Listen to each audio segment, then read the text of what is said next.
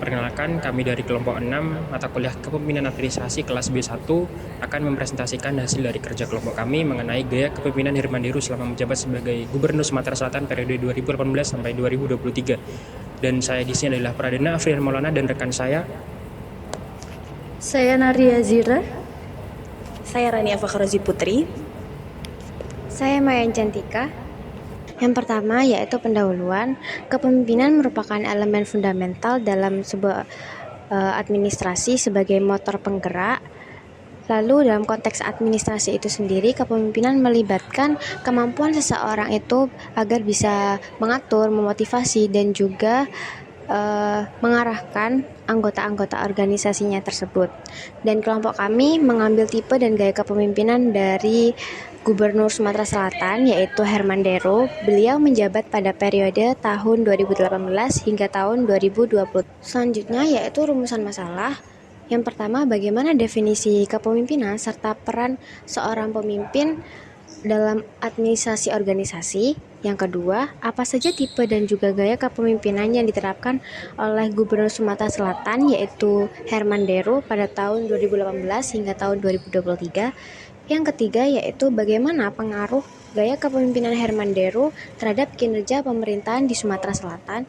Yang keempat yaitu apa saja tantangan yang dihadapi Herman Deru dalam menjalankan kepemimpinannya, khususnya terkait pembangunan, pengelolaan bencana, dan pandemi COVID-19. Selanjutnya yaitu definisi kepemimpinan. Kepemimpinan adalah proses di mana seseorang mempengaruhi orang lain dengan tujuan tertentu dan juga mengarahkan organisasi dengan cara yang membuatnya lebih kohesif dan koheren. Di sini ada tipe dan gaya kepemimpinan.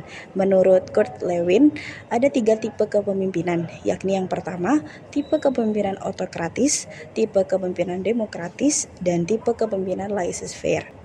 Ada juga beberapa gaya kepemimpinan.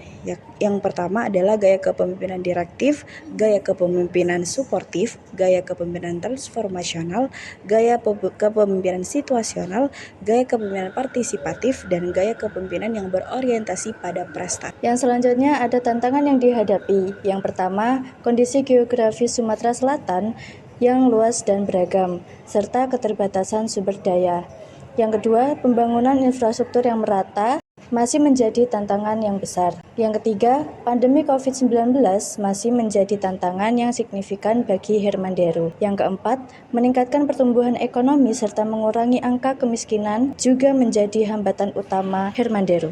Selanjutnya adalah bab mengenai data. Di sini Herman Deru menerapkan 6 gaya kepemimpinan yang berbeda. Yang pertama, kepemimpinan direktif, yang kedua, suportif, ketiga, partisipatif, keempat, berorientasi prestasi, kelima, transformasional, dan keenam adalah situasional. Tapi dari keenam gaya tersebut, Herman Deru yang memprioritaskan penggunaan 2 gaya kepemimpinan, yaitu transformasional, yang mana itu kita bisa lihat dari visi dia yang sangat memukau, sangat menjunjung tinggi perubahan yang ada pada Sumatera Selatan. Yang kedua yaitu situasional. Di sana Herman Deru sangat hebat dalam melakukan pendekatan yang sangat situasional pada saat terjadinya COVID-19 yang terjadi pada Sumatera Selatan tersebut. Yang kedua adalah apa dampak yang dihasilkan dari penggunaan gaya kepemimpinan yang dilakukan oleh Herman Deru ini. Yang pertama adalah Herman Deru menciptakan suatu kebijakan yang sangat efektif, yaitu GSMP, Gerakan Sumsel Mandiri Pangan, yang mana di situ Herman Deru bisa mendongkrak angka IPM manusia pada Sumatera Selatan serta menurunkan angka kemiskinan yang sudah menjadi ladang yang menjadi tidak bisa dilakukan oleh para pemimpin Sumatera Selatan yang sebelumnya. Yang kedua, Herman Deru ini berhasil meningkatkan infrastruktur pada Sumatera Selatan, tidak hanya pada jalan di darat tapi juga di daerah udara, pembangunan bandar udara yang cukup signifikan. Yang ketiga yaitu adalah digabungkannya ke 6 gaya kepemimpinan tersebut menghasilkan Sumatera Selatan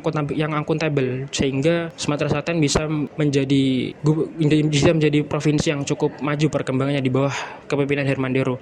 Jadi pada diskusi kita kali ini dapat kita simpulkan bahwa kepemimpinan Herman Deru pada periode 2018 sampai 2023 itu bisa dibilang sangat cukup bagus perkembangannya, dari yang mana Herman Deru meningkatkan IPM Sumatera Selatan jadi ranking 25 nasional menjadi ranking 22 nasional, sehingga itu bisa dibilang cukup bagus di kelasnya. Dari kepemimpinan Herman Deru tersebut bisa dibilang itu cukup efektif karena beliau bisa membuat Sumatera Selatan menjadi wilayah yang sangat bagus perkembangannya dari tahun ke tahun.